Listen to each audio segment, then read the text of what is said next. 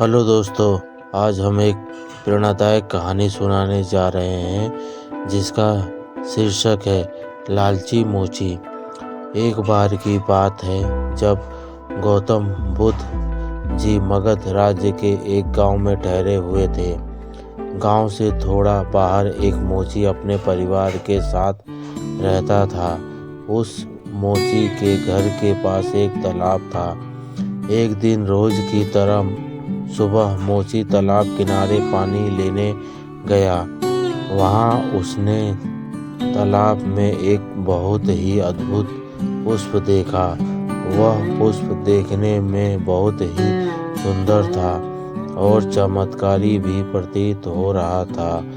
मोची ने तुरंत ही अपनी पत्नी को बुलाया और वह पुष्प उसे दिखाया। मोची की पत्नी आध्यात्मिक और धर्म में आस्था रखने वाली थी।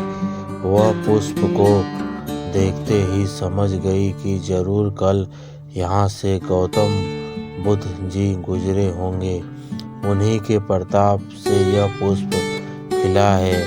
पुष्प को चमत्कारिक मानकर मोची ने एक योजना बनाई। उसने अपनी योजना के बारे में पत्नी को बताया कि वह इस पुष्प को राजा को देगा और उनसे खूब सारी स्वर्ण मुद्राएं लेगा। उसकी पत्नी ने भी सोचा कि यह पुष्प उनके किसी काम का नहीं है, इसे राजा को ही दे दो, कम से कम कुछ कमाई तो होगी। पत्नी की सहमति के बाद मोची राजमहल की ओर निकल गया। राजमहल के रास्ते में उसे एक व्यापारी मिलता है। मोची के हाथ में पुष्प देख कर वह रुक जाता है और वह मोची से पूछता है कि भाई, ये पुष्प लेकर कहाँ जा रहे हो?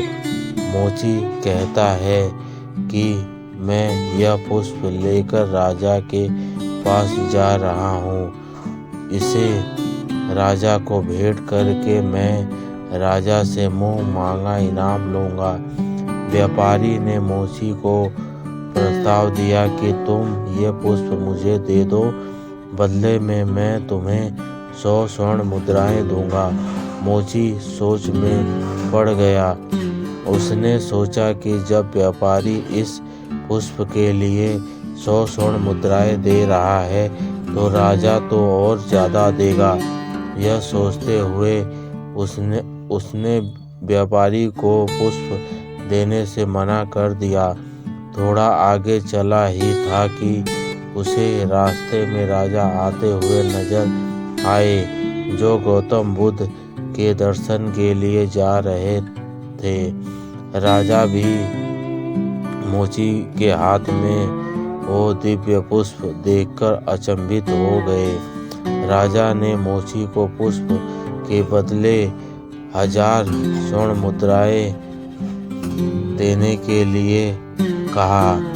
यह सुनते ही मोची के मन में एक अजीब सी चेतना आई और वह राजा को पुष्प ना देकर दौड़ता हुआ सीधे महात्मा बुद्ध के पास जा पहुंचा। महात्मा बुद्ध जी मोची को देखकर हैरत में पड़ गए। उन्होंने मोची से पूछा तो मोची ने उन्हें सारी बात बताई। इसके बाद मोची ने वह पुष्प महात्मा गौतम बुद्ध के चरणों में अर्पित किया और उनसे कहा कि पहले तो मैं मन में पुष्प को देखकर लालच आ गया था, लेकिन अब मैं समझ गया हूँ कि जिसकी छाया पड़ने से ही एक पुष्प इतना दिव्य हो गया हो, अगर उसकी शरण में मैं चला जाऊं तो मेरा जीवन भी धन्य हो जाएगा। इसके बाद वह आजीवन महात्मा गौतम बुद्ध का शिष्य बनकर रहा। कहानी से सीख। इस कहानी से हमें यह सीख मिलती है कि